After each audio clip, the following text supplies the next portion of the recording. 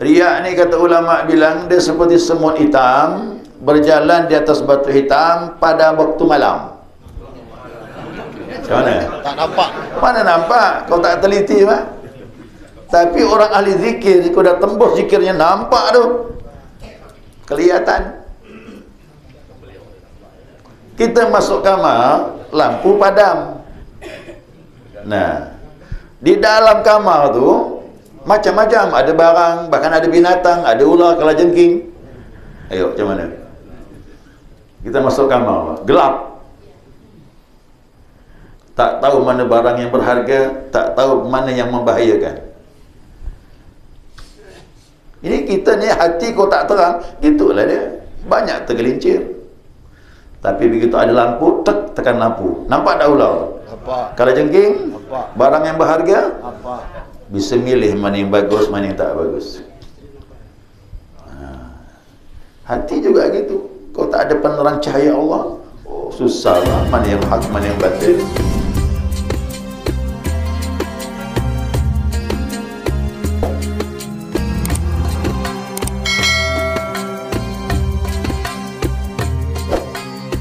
Allahu la ilaha illallah, la ilaha illallah, ya yasbudul iman biha yasulul aman qail ayyuhal insan la ilaha illallah, la ilaha illallah, la ilaha illallah.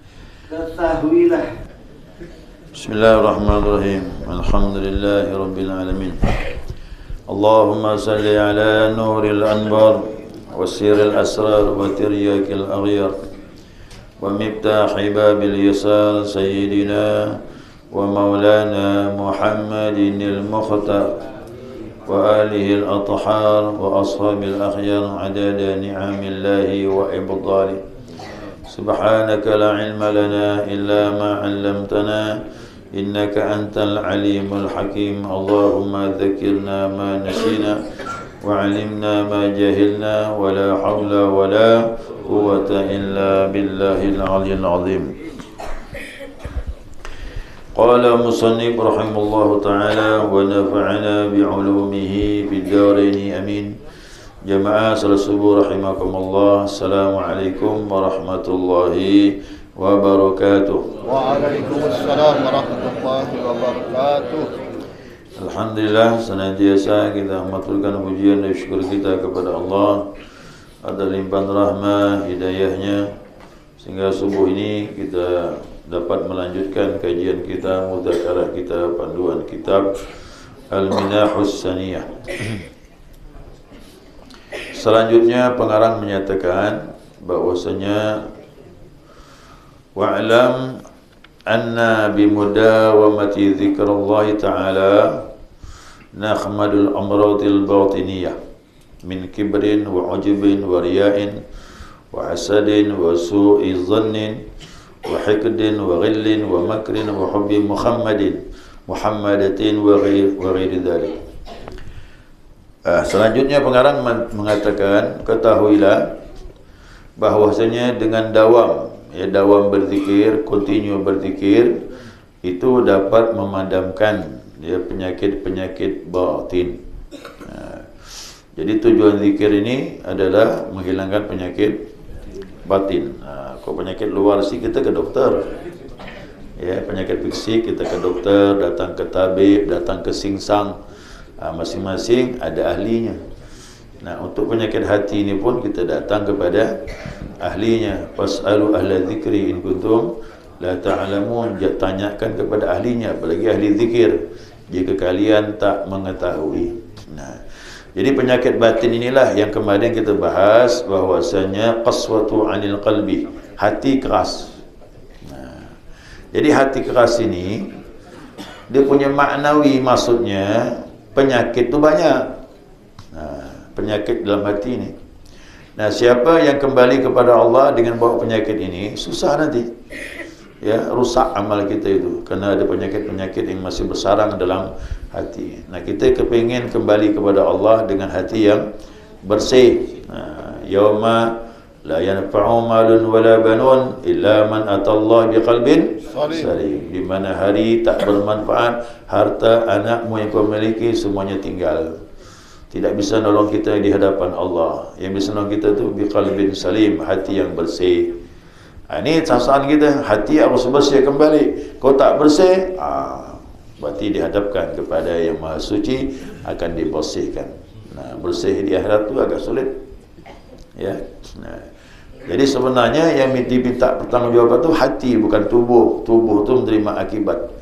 Tapi kalau hati kita jelek, maka di hadapan Allah nanti kita disiksa tubuh. Tapi rasa sakit tu seluruh tubuh. Tujuannya apa? Kerana penyakit-penyakit tu yang mau dibersihkan. Jadi gini, di dunia ini kalau kita ketemu doktor ahli spesialis, kita datang kepada dia. Ahli zikir tu khusus dia. Nah, siapa yang sembuh di dunia, insya-Allah akhirat pasti nyaman lah. Ya kan? Orang kesembuhkan balik. Siapa pergi ke rumah sakit, kalau sembuh pulang ke rumah. Nah, tanya jemaah semua ni, mau pulang ni kita ni? Jangan bilang mau, hati berat. Tak maulah. Nah, kita pasti pulang ni, kembali kita ni. Nah, jadi di dunia ini kita bersihkan memang penyakit tu. Biar pulang ke rumah tenang, tinggal rehat ya, santai. Nah, tapi kalau kembali sakit, aduh, sian orang rumah. Orang rumah ngurus kita tu. Di akhirat yang ngurus kita malaikat. Ya, malaikat yang ngurus kita. Nah, jadi qaswatul qalbi, makna keras hati itu penyakit, inilah kita bahas ni. Ya, jadi tujuan zikir mengeluarkan penyakit itu dari hati kita masing-masing. Jadi penyakit batin di antara apa? Min kibrin, daripada penyakit kibir. Kibir itu artinya apa? Sombong kan? Sombong ni berat. Arti sombong tu macam mana? Begini kata Nabi SAW, la yadkhulul jannata man kana fi qalbi dzarratun min kibir. Tidak akan masuk surga, kata Nabi. Ingat berat ni. Tidak akan masuk surga orang yang dalam hatinya ada zarah. Sekecil apapun kesombongan dalam hati yang masih ada, tak masuk surga. Nah, mau kita bawa menghadap Allah dari ada rasa sombong. Lalu sahabat bilang, ya Rasulullah, ada orang itu dia senang pakainya indah, kendaraannya indah, sendalnya pun bagus. Apa itu sombong ya Rasulullah? Salah paham buku sahabat. Disangkanya pakai pakaian mahal itu sombong. Disangkanya pakai kendaraan yang mahal itu sombong. Disangkanya pakai sendal yang bagus itu sombong. Tak, kata Nabi bilang, sombong itu apa? Batarul haq, menolak kebenaran. Jadi kalau sakit saya ngajak orang, yuk kembali jalan Allah, dia nolak, itu sombong namanya.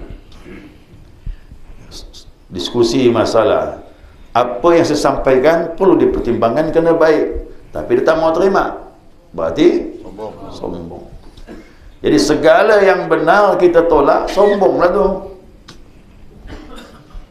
Nah, Nabi bilang sama orang tu nakal, ittaqullah, kata Nabi, bertakwalah kepada Allah. Tak mau terima, kalau tidak binasa kau, kata Nabi. Binasalah kita, pesan takwa tak mau, ajak kebaikan tak mau. Sombonglah tu. Ya. Jadi hati-hati, kadang-kadang hati kita ni dia jalan hal yang benar, tapi kita nolak. Jadi selamat yang benar terima. Apa kata Ali bin Abi Talib? Yang diucapkannya selamat baik, ambil, kata dia. Jangan kau lihat siapa yang mengeluarkan kalimat itu. Ya. Jadi kalau orang kafir ngomong, ada hikmah yang baik, ambil. Apa bagi orang Islam? Abu Yazid, ya, maaf, dapat nasihat dari seekor anjing. Abu Yazid, ya, berjalan Abu Yazid, berjalan, ketemulah seekor anjing. Berpapasan, menghindarlah Abu Yazid, takut tersentuh kulit anjing. Sama kita juga gitu kan? Ya, kalau ketemu anjing gimana? Apa salaman sama anjing? Pasti kita menghindar kan? Najis. Najis. Nah, jadi berhentilah anjing tu. Ingat Abu Yazid diberi Allah karamah, faham bahasa binatang. Jadi wali-wali itu faham bahasa binatang, Pak. Ya. Menghindarlah Abu Yazid begini. Anjing tu berhenti, mandang wajah Abu Yazid. Hei Abu Yazid, kata dia. Aku ni kering, kau kering, kata dia. Apa kau menghindar? Termenung Abu Yazid. Faham fikir. Kecuali aku ni basah, kau kering, atau sebaliknya. Ya, kau kering, aku basah. Kata Abu Yazid bilang, benar juga ni. Kena dia mazhab Syafi'i. Faham. Mazhab Syafi'i gitu. Kalau mazhab Imam Malik tak ada najis anjing tu. Ya juga yang fikir Imam Malik, tak najis. Mazhab Syafi'i. Benar juga kata Abu Yazid. Aduh, dia bilang, ya Allah, kata dia, ini aku dapat pelajaran ni hari ni. Kau ni dianggap kotor kau punya jasad, tapi hati kau bersih. Kata Abu Yazid. Kan anjing kan gitu. Aku ni, jasad aku dianggap bersih. Di mana-mana tangan aku dicium orang. Dia wali Allah. Tapi hati aku masih kotor. Yang apa? Wali Allah masih ngaku diri kotor. Kita ni wali murid pun masih nganggap diri bersih. Ini susah ni. Ini benar Pak. Ini ilmu tasawuf itu kaji diri namanya. Kita tidak menuding orang lain, masing-masing kita koreksi diri kita. Kau jasad dianggap kotor, hati bersih. Aku jasad aku dianggap bersih, tapi hati aku ternyata masih kotor. Biar sempurna, biar kelop, wahai anjing, kita jalan sama-sama, saling menutupi kekurangan dan kelebihan masing-masing. Apa kata anjing bilang? Jangan ya Abu Yazid, aku di mana-mana dilempar orang. Kau di mana-mana dihormati orang. Nanti orang melempar aku, kena ke kau? Anjing tawadhu rupanya. Kata Abu Yazid, apa? Kata Abu Yazid bilang, aku hari ini dapat pelajaran mahal. Kata anjing tu bilang, udahlah, kita pisahlah. Begitu pisah, subhanallah, maha suci kau ya Allah, hari ini aku dapat pelajaran dari hewan yang dianggap hina dalam agama. Dianggap hina tu kenapa? Kalau kita bersentuhkan, kau basahkan, bersihkan, najis tu. Jadi begitu para aulia, apalagi sahabat Nabi, dia bilang jangan lihat, ya, jangan lihat siapa yang bicara, tapi lihatlah apa yang dibicarakan. Begitulah dia. Jadi kata Nabi, sombong tu menolak kebenaran. Yang kedua, ghamtun nas. Ghamtun nas ini menyepelekan orang, nganggap diri lebih dari orang lain. Jadi ke orang tu ngomong, kau ni siapa? Siapa kau ngomong begitu? Itu bahaya tu, Pak. Tu sombong benar tak tu? Seolah-olahnya kau tak layak ngomong macam itu. Kau hadapi aku ni siapa? Itu, Pak. Walau dalam hati macam itu, dah kena dah tu. Apa yang diungkapkan? Menyepelekan orang lain, itu termasuk kesombongan. Saya baca dalam kitab Isyadul Ibad itu lebih hebat, dahsyat lagi. Kata Nabi SAW, kalau orang itu datang dan orang berdiri menyambutnya dan dia senang di hatinya, senang betul hatinya, kata Nabi, dia sudah sombong dah. Sudah sombong dah. Bahkan lebih dahsyat lagi, siap-siapkan bisa tergelincir di api neraka, kata Nabi. Teman-teman saya tu, Pak, ini benar kena hadis ni. Takut saya. Nah, jadi artinya begini, orang menghormati kita berdiri, tidak masalah. Tapi hati jangan merasa, itu maksudnya. Nanti sebaliknya, kalau kita datang orang tak berdiri nyambut kita gimana? Ayo. Itu masalahnya. Orang menyambut kita berdiri tak salah, karena penghormatan. Saya pun begitu, orang alim datang saya berdiri. Tapi kita orang yang dihormati harus tahu ilmu ini. Ya, begitu orang berdiri sama aja udah. Bahkan kita tak enak disambut orang seperti itu. gitu dia. Ya. Nanti satu saat begitu kita datang, orang tak kenal. Coba nanti merasakan, pergilah tempat orang yang tak kenal yang kita, tak ada yang menghormati kita, nanti tersinggung hati kita tu. Kenapa? Kerana selama ini dah hormati, begitu orang tak ada yang hormat, mulai terasa tu. Dah pensiun. Dah tak nak jabat lagi dah. Apalagi di akhirat, aduh, di akhirat lebih berat lagi. Masing-masing tu dah sibuk dengan dirinya menghadap Allah Subhanahu wa ta'ala. Nah, jadi yang begitu pun sombong, kata Nabi bilang. Bayangkan tu. Jadi orang-orang alim pun ya, kadang-kadang juga bisa diuji oleh Allah Subhanahu. Kerana orang alim ni maklumlah, di mana dia datang disambut orang. Tapi kalau ada ilmu, tak masalah. Biar 1000 berdiri nyambut. Itu dia. Biar 1000 berdiri nyambut kita datang, tak masalah. Kalau ada ilmu ini, ya, kalau ada ilmu ini, insya-Allah. Kita kadang-kadang saya melihat ada majlis taklim, majlis hajatan. Begitu biasa baca doa, tak dapat bagian baca doa, tersinggung dah tu. Hati-hati tu. Biasanya bagian baca doa ni, hari tu tak kena bagian, mulai terasa tersinggung. Udahlah, kau tak baca doa, kita ngaminkan. Ngaminkan lebih hebat daripada baca doa. Ya, imam dah dengan makmum, mana lebih enak? Makmum. Imam tu risiko. Tanggungjawab, ingatkan berapa rakaat ni. Kalau saya sih, kalau ada imam yang bagus, lebih baik saya makmum. Menyimak lebih asyik daripada jadi imam. Ya. Jadi ini nampaknya sederhana, tapi kadang-kadang jadi masalah, rusaknya amal kita tu. Ya. Baik, itu sifat kibir ya tu Pak. Ya, sifat kibir itu panjang lebar pembahasan. Ya. Saya buka kata Anas bin Malik, aku tak pernah melihat orang sebaik Nabi SAW. Anas tu kan pembantu Pak. 10 tahun lebih sekian bulan jadi pembantu Nabi. 10 tahun ikut Nabi. Nabi tak pernah bilang jangan buat begini, jangan buat, tak pernah. Artinya apa? Anas pun sadar diri.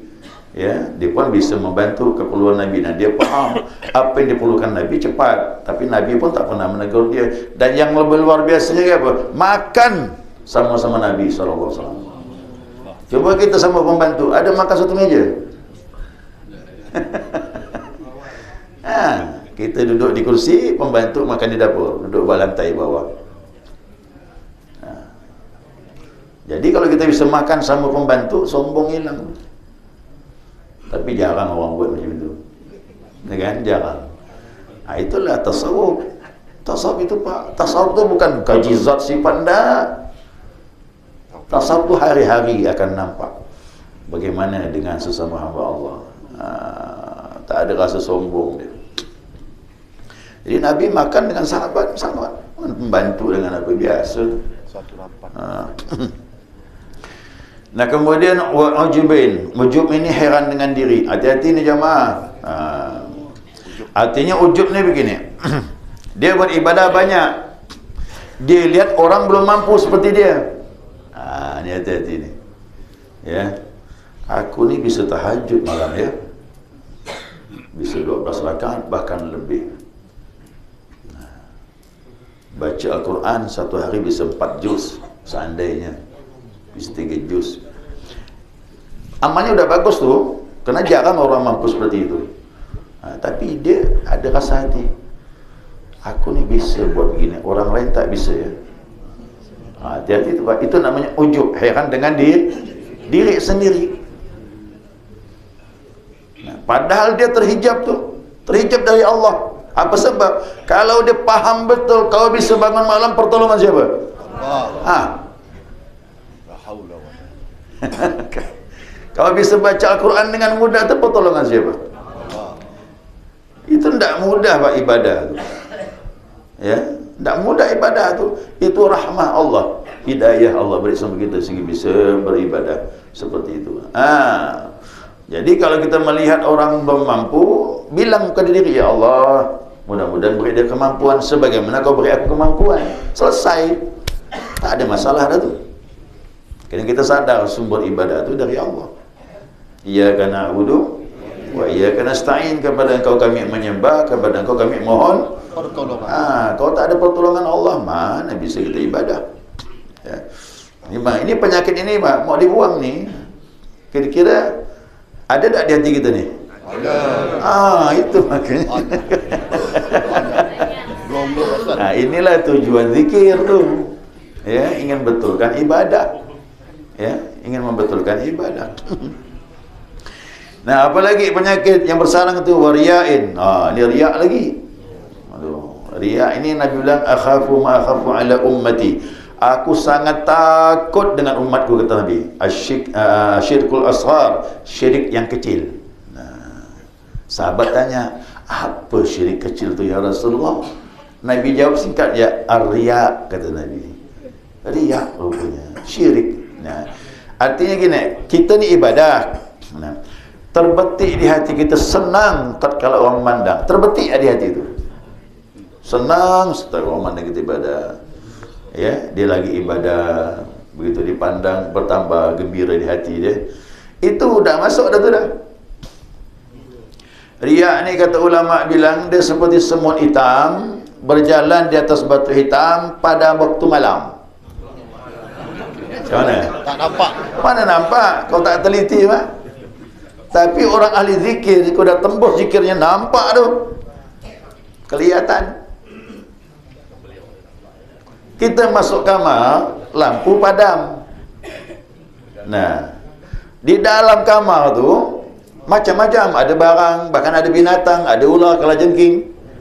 Ayo, macam mana? Kita masuk kamar, gelap. Tak tahu mana barang yang berharga, tak tahu mana yang membahayakan.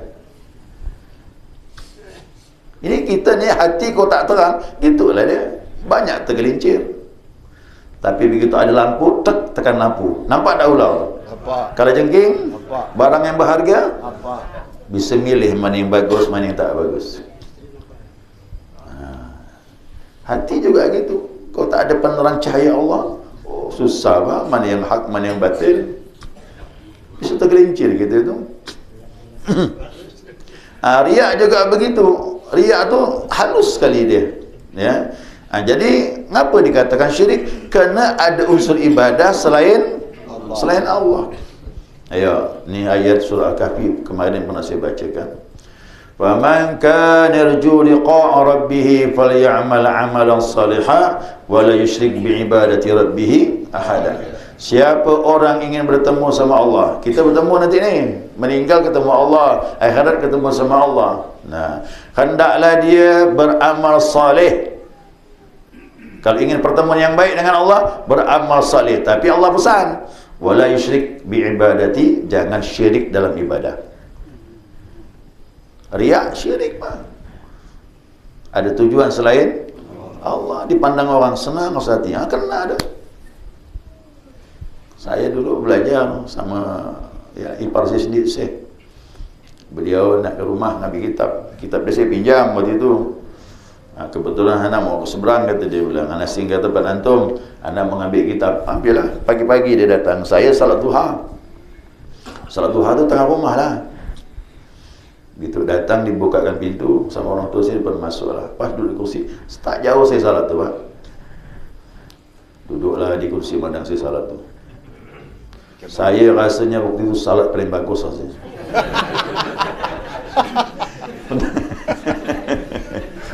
Mana paling bagus rasa ibadah tu? Rukuknya lama, sujud. Yalah, nama proses. Dulu kan tak tahu pak, masih awal-awal belajar tu. Kita tak faham. Dia pun selesai salat, anda tengok senang. Salamlah, ambil bukunya tu. Dia pun bilang, bagus kau ibadah tu, kata dia.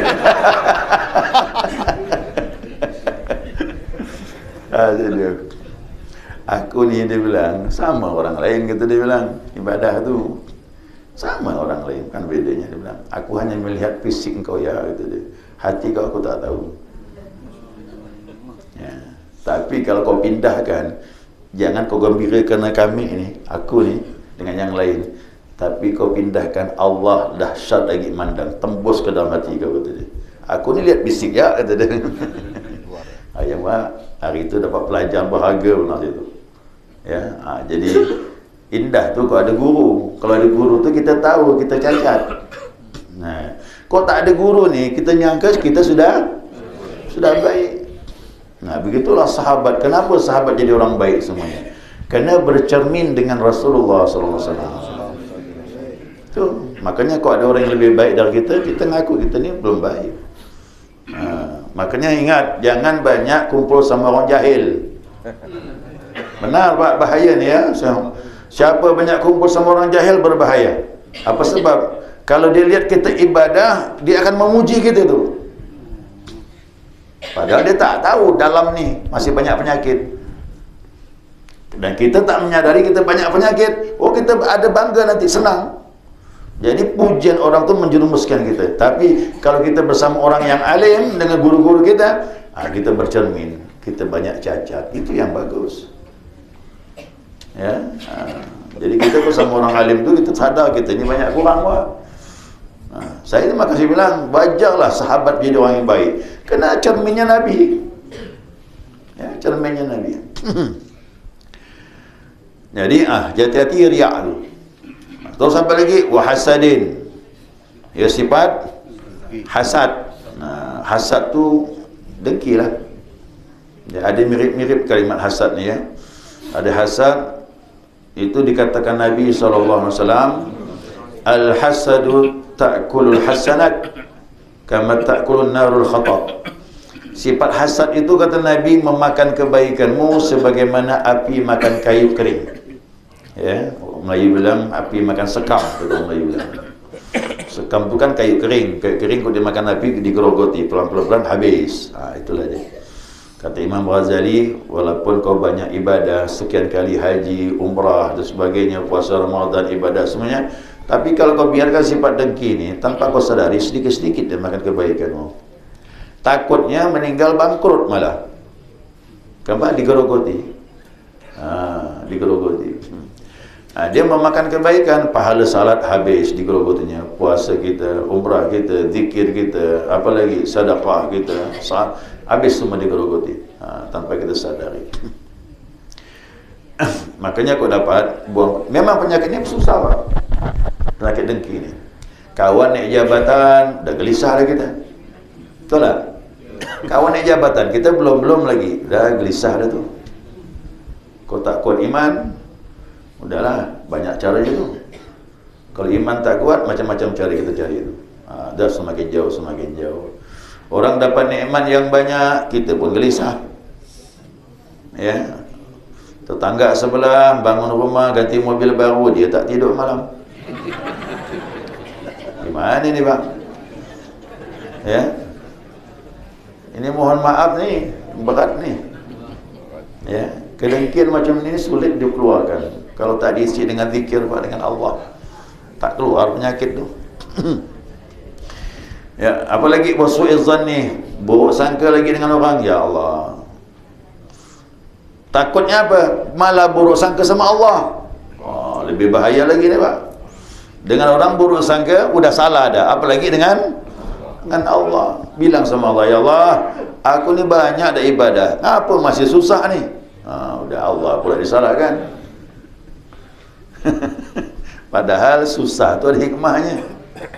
Ya, susah tu ada hikmahnya. Itu guru kita datang kemarin, saya dapat iman melejit, kata dia, bilang waktu hidup susah, kata dia. Waktu hidup senang payah, kata dia. Tapi waktu susah iman melejit. Dulu dia rasakan tahap-tahap awal, dia bilang masa susah betul di Surabaya tu, saya puasa dengan air putih, buka air putih, kata dia. Tapi dia diajarkan guru tak boleh minta. Guru bilang, Ali jangan kau minta. Orang kasih, ambil. Minta jangan. Begitu diajar kita tak boleh minta, memang betul satu hari itu orang tak ada ngasih itu. Buka sahur air putih, buka air, tapi dibilang iman melejit, kata dia, luar biasa. Jadi masa susah tu ada hikmahnya kalau kita faham. yang kita tidak dapatkan waktu kita senang. Nah, jadi susah senang tu banyak pelajarannya bagi ilmu inilah ya. Tapi kalau tak faham ilmu ini susah juga. Ya maunya nyaman ya terus. Nah, jadi jangan sampai buruk sangka dengan Allah, buruk sangka dengan manusia, baik, sudah salah kita. Kemudian apa lagi tu? Nah, wal hikdi, dendam. Ya, wal hikdin, dendam. Wa ghillin, ghillin tu dengki juga. Ghillin tu gimana ya? Tadi baca doa tu kan, ada doa saya bacakan. Rabbana ighfir lana wa li ikhwanina alladhina sabaquna bil iman wa la taj'al fi qulubina ghillal ladzina amanu. Ghillin tu buangkan rasa penyakit dengki sama-sama seorang orang mukmin. Makanya di akhirat nanti Allah bilang wa naza'na fi qulubihim min ghillin. Nah, di surga nanti kata Allah bilang kami cabut hatinya dari dengki. Jadi di surga tak ada dengki lagi. Ya, siapa yang masuk surga buang memang sifat dengki tu. Nah, ibu-ibu yang dimaduk di sana tak ada dengki lagi dah. Biar di dunia ada dengki, marah dan sebagainya, di sana tak bisa lagi. Walaupun seperti sahabat Nabi, ada isterinya sampai lebih dari 4, tapi maaf, dulu zaman dulu kan meninggal kawin itu biasa. Itu di akhirat tak ada dengki lagi. Jadi syaratnya siapa mau masuk surga harus buang sifat dengki sekarang. Ya, kerana surga tak terima orang yang ada penyakit dengki.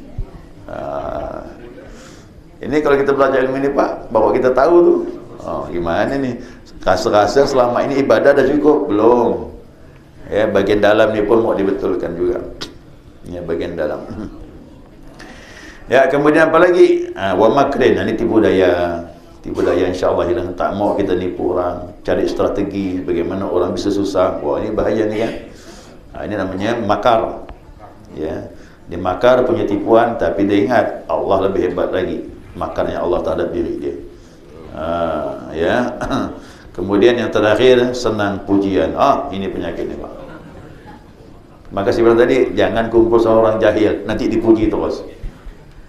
Saya ni, kok ketemu orang, kok dipuji dalam macam-macam. Saya bilang diri saya, kau ni tak tahu dengan saya ni. Tahu luar je kau, dalam tak tahu. Makanya Allah punya sifat namanya Sattar. As-Sattar itu nama Allah yang menutupi aib kita. Jamaah semuanya ni mungkin menghormati saya ni nampak luar aja, dalam tak ada yang tahu kan. Maka berterima kasih sama Allah. Allah masih tutup aib kita. Kok dibongkarnya, tak ada lagi orang hormatnya kita. Ya.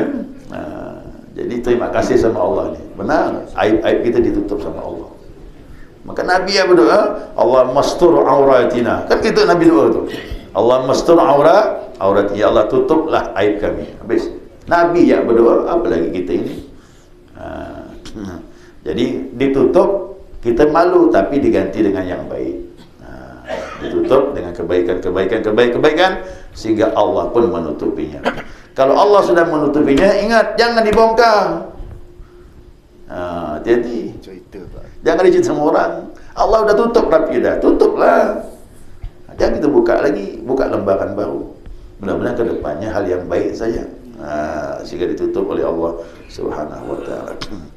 Wa ghairu dzalik fafham, dan yang lain-lainnya pahamkanlah. Inilah tujuan kita berzikir. Penyakit-penyakit ini mau kita keluarkan dalam hati kita. Ya, semoga amal ibadah kita semakin mendekatkan kita kepada Allah. Ya, sulit ni Bapak Ibu sekalian, kalau penyakit ini masih besaran, kita ibadah maaf capek dapat, tapi hikmah di hati tak ada kita dapatkan. Ya, segera cukup, selesai sudah. Mungkin ada pertanyaan satu saja. Janganlah kau lihat siapa yang berbicara, Ya. tapi lihatlah apa yang dia bicarakan. Itu perkataan Sayyidina Ali. Oh, iya. Bukan Sayyidina Ali.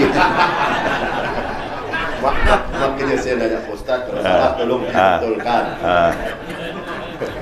Terus? Jadi gini Pak Ustaz, Saya tuh pernah dapat postingan di katakanlah di grup, Ya. itu katakanlah ustadznya atau katakanlah apa kiainya itu katakanlah bukan dari golongan kita, dari katakanlah salafi atau wahabi. Ya. Tapi apa yang disampaikannya itu Pak Ustaz sesuai dengan Quran dan hadis. Ya. Bahkan mantap sekali katakanlah seperti itu. Ya. Terus katakanlah saya posting lagi ke grup saya atau saya share kan katakanlah, dan ini menuai protes Pak Ustaz dari grup, katakanlah grup satunya lagi, grup saya ini. Kenapa dimasukkan itu kan orang salafi, orang ini katakanlah seperti itu. Tapi apa yang disampaikannya itu seperti saya bilang tadi sesuai dengan Al-Quran dan hadis Pak Ustaz. Yeah. Jadi katakanlah, jadi saya diprotes Pak Ustaz. Jadi jangan masukkan itu lagi, mana itu bukan itu. Bahkan ada yang mengatakan itu apa yang mengkafirkan orang tuanya. Ini katakanlah yang mengkafirkan orang tuanya Nabi, katakanlah masuk neraka. Seperti itu Pak Ustaz. Bagaimana pandangan Pak Ustaz? Apakah saya ini salah atau bagaimana sesuai tadi itu yang perkataan Sayyidina Ali? Mohon pencerahan Pak Ustaz. Terima kasih. Assalamualaikum warahmatullahi wabarakatuh. Waalaikumsalam. Jadi tolong pilih dan pilah ni ya, maksud kajian kita ini. Nah, dari hewan ya Abu Yazid ngambil pelajaran, apalagi ngambil dari manusia.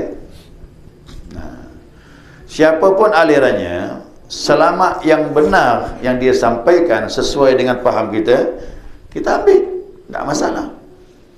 Selama yang benar ya. Tapi pendapat yang kita anggap keliru, tak boleh kita ikut. Maka pilih-pilih. Ya, dia menyampaikan tentang ibadah salat, dia ceritakan tentang sahabat Nabi dan sebagainya sesuai hadis, tak apa-apa, kita terimalah, memang benar seperti itu. Saya pun apa yang mereka sampaikan yang ada hikmah yang baik saya ambil. Tapi begitu dia berfatwa tentang fatwa yang keliru, yang tak sesuai dengan kita, tinggalkan. Yang keliru kita tolak, yang kita ambil sesuai dengan paham kita, tak masalah. Nah, termasuklah seperti pendapat daripada mereka mengatakan orang tua Nabi di neraka. Dia itu pendapat dia, tapi kita tak sepaham pendapat itu. Ya, kita tak cocok dengan pendapat itu. Nah, itu yang kita ambil. Nah, mereka pakai hadis, ya, tapi penafsirannya berbeda dengan kebanyakan ulama Ahlus Sunnah wal Jamaah. Nah, masa Nabi itu belum Nabi lahir, itu masanya masa fatrah. Fatrah itu masa kekosongan kenabian. Nah, dia ahlul fatrah, kosong, tak ada kenabian. Makanya orang tua Nabi lepas. Kenapa? Nabi belum lahir, ibu Nabi masih kecil, masa fatrah. La mu'adzibahum hatta nab'atha rasulah. Kata Allah gitu, kami tidak akan mengadab suatu kaum kecuali kami utus seorang rasul. Nah, orang tua Nabi itu masa al-fatrah, kekosongan kerasulan. Dan dia juga diteliti termasuk orang yang baik. Kata Imam Hanafi bilang, kalau belum datang seorang rasul kepada suatu kaum, maka dia wajib berbuat kebaikan dengan akal yang dimiliki. Dan dikenal betul keluarga Nabi orang yang baik. Nah, jadi hati-hati. Ini ayat nih mau dipangkas bagaimana ayat ini? Tak bisa. Jadi Allah tak akan azab satu kaum kalau belum ada rasul. Makanya sekarang, maaf sekarang ini tidak ada lagi dakwah yang tak sampai. Ya kan? Di mana? Sekalipun orang pedalaman sekalipun dah sampai dakwah Islam. Nah, maka yang berdatu dia termasuk Abu Lahab paman Nabi. Kenapa? Nabi sudah diutus, tak kita ikut Nabi. Itu jadi berat. Tapi kalau yang lain, Nabi belum diutus Allah, itu namanya ahlul fatrah. Ahlul fatrah dan sebagainya. Mengenai hadis ditafsir ulama macam-macam. Ya, Raja Heraklius. Raja Heraklius tu dia raja Romawi, Rom. Nabi nyampaikan surat kepada Raja Heraklius tu mengajak masuk Islam. Jadi Nabi nyampaikan surat itu kepada Muqawqis, Raja Mesir juga, Raja Mesir, Raja Rom. Nah, sampailah dakwah Nabi, surat Nabi itu sampai kepada mereka mengajak kepada Islam. Nah, Heraklius ini mau tahu bagaimana karakter kehidupan orang yang mengaku Nabi ini. Nah, kata Abu Sufyan, aku belum Islam waktu itu. Belum Islam aku tadi. Aku ditangkap tentara Romawi waktu berada di Syam, kan kekuasaan dia itu. Kenapa ini kau menghadap di belakang raja? Ya, menghadap raja Kaisar Romawi. Nah, untuknya apa? Untuk ditanya. Ini aku dapat surat, kata Raja Heraklius, dari kaummu yang mengaku Nabi. Aku mau tanya sama kau, bagaimana nasabnya? Kata Abu Sufyan, nasabnya orang baik. Bagaimana pengikutnya? Orang bangsa jelata, rakyat jelata. Semua Nabi begitu. Orang bawah dulu beriman. Bagaimana pengikutnya? Bertambah atau berkurang? Bertambah. Ini Raja Heraklius cerdas. Pernah tak dia berkhianat? Tak pernah, kata Abu Sufyan. Abu Sufyan belum Islam. Tak pernah. Bagaimana kau dengan dia? Ilmu kita sendirilah ya orang alim. Kalau kita jahil, itu tadi tak jelas. Benar kan tak ni pendapatnya ni? Kerana kita jahil. Makanya belajar dulu. Bisa belajar, kita bisa menilai mana yang baik, mana yang tak baik, mana yang hak, mana yang batil. Ya, segala cukup dah ya. Subhanakallahumma wa bihamdika asyhadu an la ilaha illa anta astaghfiruka wa atubu ilaik. Allahumma salli ala Muhammad.